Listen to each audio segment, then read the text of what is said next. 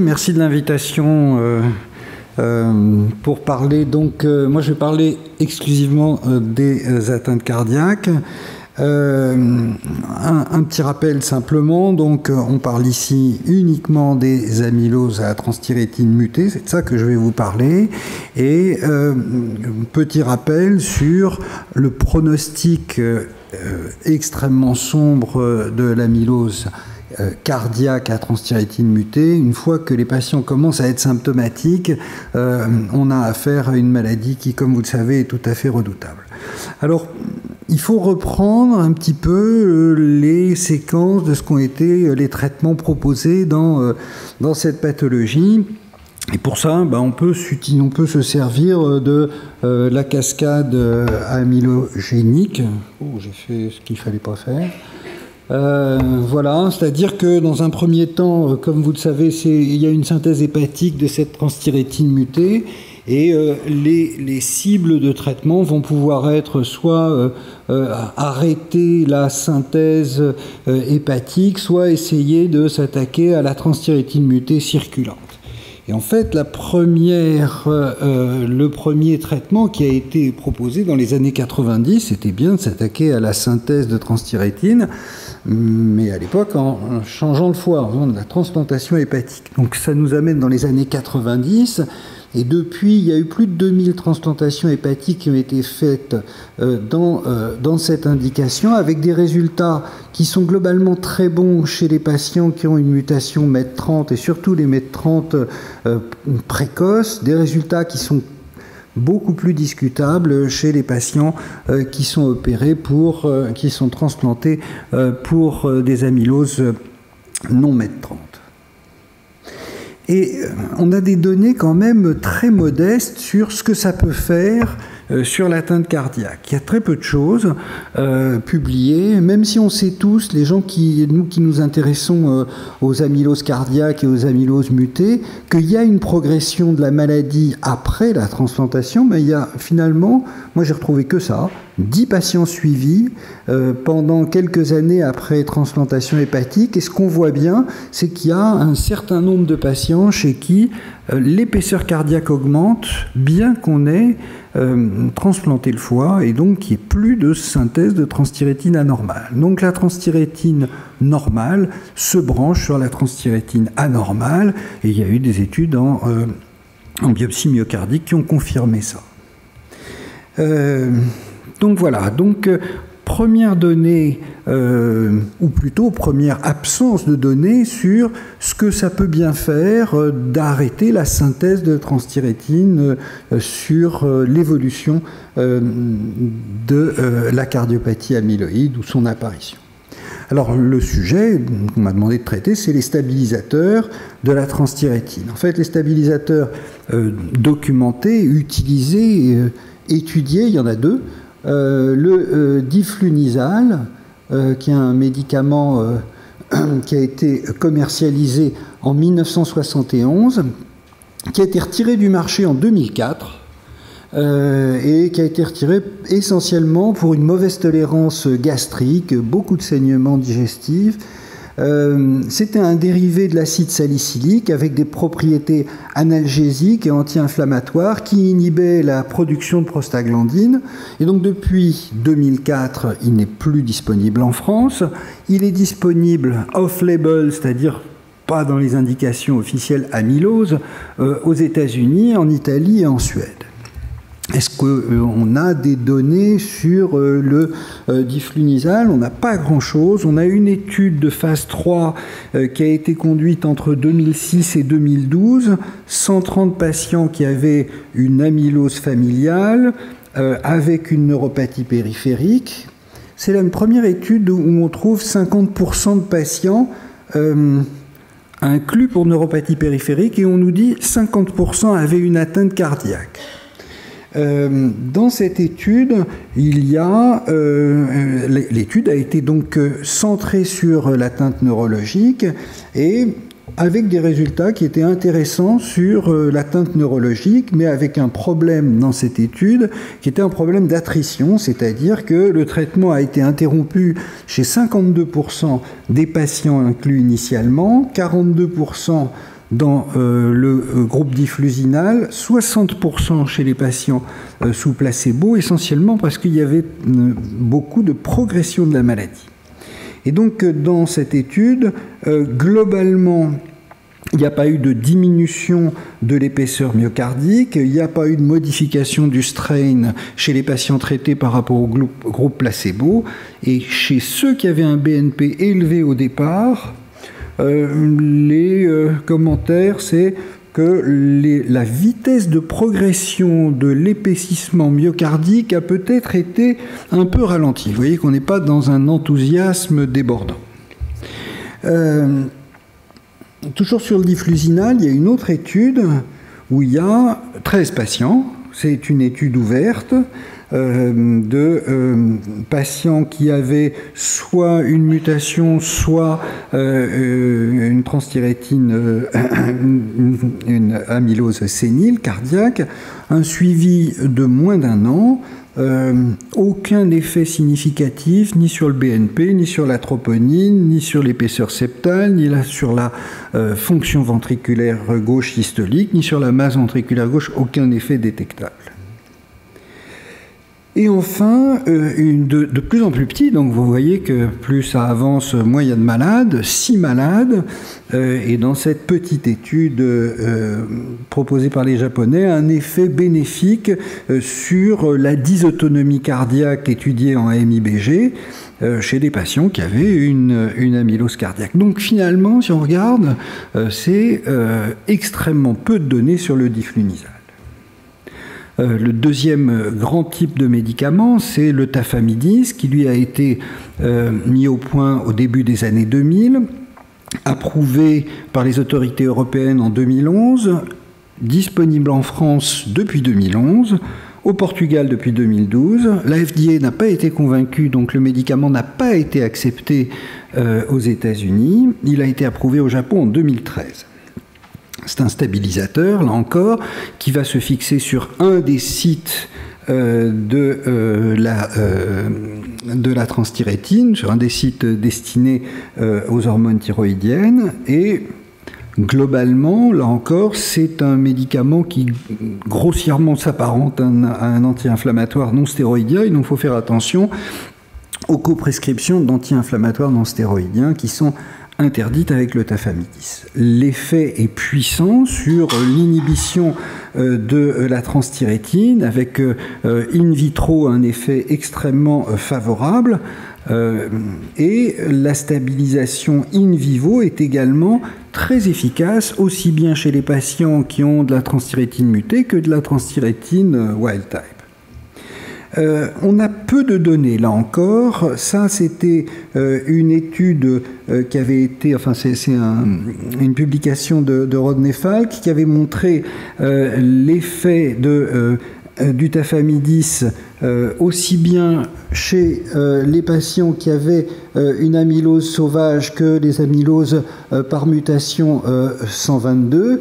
Et vous avez en rouge une cohorte historique qui est censée représenter l'histoire naturelle de la maladie, en bleu une cohorte de patients traités sous tafamidis, et globalement on a un ralentissement de l'augmentation du NT-proBNP sous traitement et un ralentissement de la dégradation du test de marche de 6 minutes sous traitement.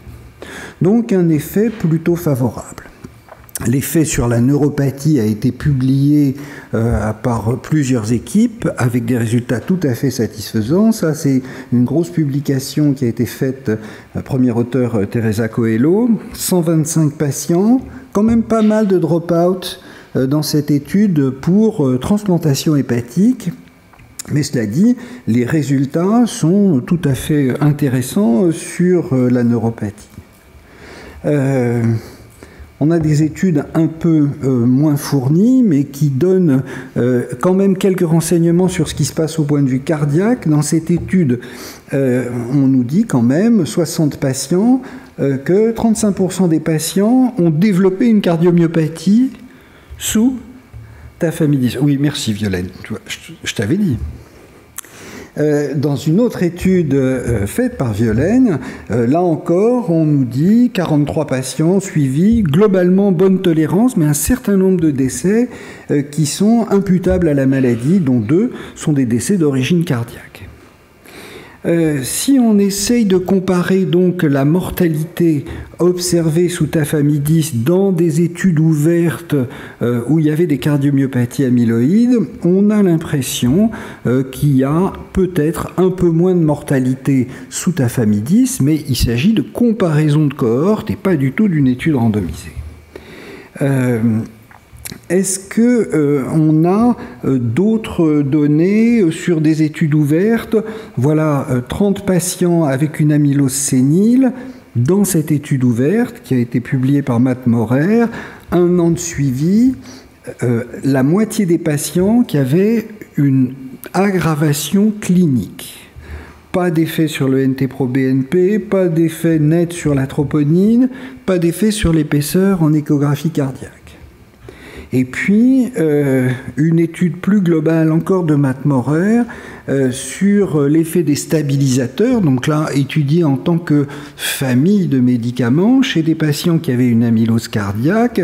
Il n'y avait pas que des patients mutés dans cette étude, 120 patients, et vous voyez que sur ces 120 patients, il a 13 patients sous diflunisal, 16 patients sous tafamidis, on reste dans des tout petits chiffres.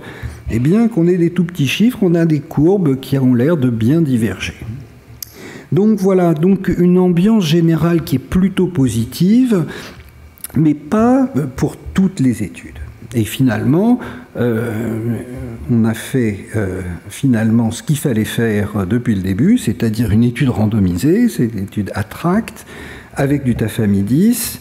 Vous voyez, il y a 3 groupes de patients. 20 mg de tafamidis, qui est la dose reconnue par l'AMM et utilisée partout. 80 mg ou placebo. Autant de patients dans les 3 groupes. Pourquoi 80 mg? Quelle est la justification de cette dose?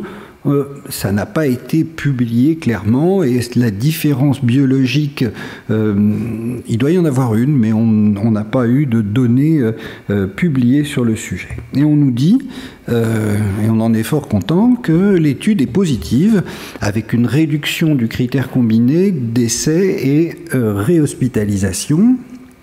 Et je ne vais rien vous dire de plus, car je ne sais rien de plus. Et si j'en crois les gens de Pfizer qui sont probablement dans la salle, ils n'en savent rien de plus non plus.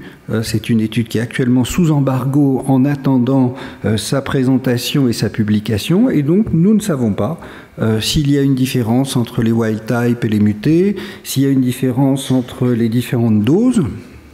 On sait que c'est une étude positive et que c'est une bonne nouvelle. Et enfin, mais ça c'est pour le futur, il y a un autre stabilisateur de la transthyrétine qui est dans le pipeline, qui est l'agent 10, qui est encore en cours d'évaluation, mais qui semble faire une inhibition encore plus importante, une stabilisation encore plus puissante de la transthyrétine que le tafamidis et le diflunisal. Alors finalement, est-ce qu'on va pouvoir utiliser ces médicaments dans le futur? Est-ce que ça va nous donner des résultats intéressants? Probablement. À quels patients est-ce qu'on va les donner? Évidemment, on va les donner aux patients qui auront les critères de ces études, c'est-à-dire des patients qui auront une amylose cardiaque prouvée. Après ça, il faudra qu'on réfléchisse sur ce que c'est vraiment qu'une amylose cardiaque et est-ce qu'on peut, une bonne fois pour toutes, séparer les critères diagnostiques entre les AL et les transthyrétines, et est-ce qu'il ne faudrait pas commencer à traiter ces patients bien avant le stade 2 NYHA, bien avant qu'ils aient 2000 de BNP? Est-ce qu'il ne faut pas qu'on se mette à réfléchir à un traitement précoce, des formes précoces?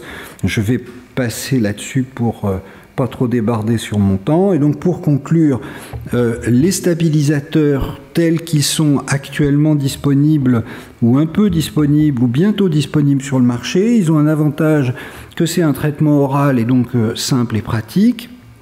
La limite, c'est... Mais ça, je n'ai pas abordé ce point-là, c'est leur diffusion systémique. Il y a des organes où ils n'auront pas d'efficacité. Est-ce qu'il y a un effet positif vraiment démontré? Je vous ai montré que pour le diflunisal, on avait des données qui étaient extrêmement modestes et une tolérance qui est probablement assez médiocre. Pour le tafamidis, les détails, on ne les a pas. On attend la levée de l'embargo. Et pour la jaundice, on attend que les études soient commencées. Voilà, je vous remercie.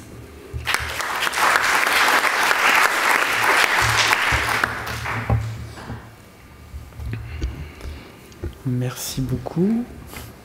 Doit-on rester positif? Oui. D'accord. Très bien. Finir la journée positivement. Y a-t-il des questions sur les stabilisateurs de TTR dans l'amylose cardiaque? On ne connaît pas les résultats là, de ATTR-ACT, mais on sait quand ils vont communiquer ou à quel congrès ou... Non, même ça, je ne sais pas. Ça non plus. Non, même ça non plus, ils ne veulent pas dire. Donc, voilà. Et juste pour... Oui, on dit peut-être le SC, mais enfin bon... Juste pour se faire peut-être une petite idée, dans le protocole, est-ce que tu avais regardé, là, par exemple, l'hypothèse de travail sur le chiffre de réduction du nombre d'essais ou hospitalisations qu'ils avaient prévu, ou juste pour se faire un peu une idée? Ah, j'ai pas revu ça. Et il y avait combien de patients Il y avait 400 patients. 400 patients. Il y avait 400 patients. Ça ne pouvait pas être une étude de mortalité seule, ouais. Mais Violaine se souvient peut-être ou a peut-être des données supplémentaires. Non, c'est vous qui savez. Moi, je ne sais pas. Je voulais justement avoir ton commentaire sur le critère qui a été utilisé dans cette étude ATTRACT que vous avez menée à bien, qui est un critère... Écoute, ce que je ne sais pas... Qu'est-ce que tu penses de... C'est un critère... Enfin, de survie, de... Tu sais quoi, je pense rien, parce que je ne sais pas... Non, mais là, je veux dire, je suis... Si tu veux, je peux t'aider. Ah, vas-y, dis-nous. Le critère, c'est un critère combiné mortalité et réhospitalisation. Oui, ça, c'est ce que j'ai dit, mais après ça... Le critère, c'est la récurrence des hospitalisations, donc le nombre d'hospitalisations. Donc il y a 400 patients à peu près qui ont été inclus. Pour tout vous dire, dans l'insuffisance cardiaque, maintenant, la dernière molécule qui a démontré une amélioration de ce critère, c'était 8400 patients, l'Entresto. Voilà. Donc cette étude positive à 400, c'est une avancée phénoménale en fait. C'est-à-dire que pour l'instant, ces patients, ils meurent. Hein. Notre taux de survie à l'hôpital Henri Mondor de ce genre de patients, c'est 50% en 3 ans. Donc une pilule, la dose je ne sais pas, mais sans effet secondaire majeur en tout cas sur ce qu'on connaît, qui diminue la mortalité et la hospitalisation, c'est majeur comme avancée. C'est-à-dire qu'on n'a rien à leur proposer à ces patients, on les voit mourir. Hein. Enfin, donc c'est phénoménal. Donc c'est peut-être qu'une première étape, on va voir les résultats de l'étude, on les attend. Évidemment, on comprend qu'avec les embargos et autres, c'est compliqué d'avoir les données, etc. Mais c'est phénoménal. Et le critère, c'est un critère majeur. 400 patients dans une étude cardiologique, maintenant, pour démontrer un effet, il faut 8400 patients. Quand on était à 400 patients pour l'insuffisance cardiaque, ça remonte aux années 90 avec les IEC, et on en était à ce niveau de patients pour démontrer quelque chose. On démontrait quelque chose sur les surrogate endpoints dans la phase aiguë de l'infarctus avec 400 patients et jamais sur la mortalité de l'infarctus, qui pourtant est une maladie grave. Enfin, à l'époque, c'était une maladie mortalité grave. Donc ça veut dire effectivement que probablement la population de l'étude était une population vraiment très grave, avec probablement une mortalité globale importante pour être arrivé à une réduction. Mais maintenant, on parle d'un critère combiné, c'est-à-dire quelle est la part respective de la mortalité et de la récidive d'hospitalisation dans l'affaire, on ne sait pas. On va voir, mais comme on n'a rien, c'est déjà bien. Bien sûr. Pour les patients. Merci.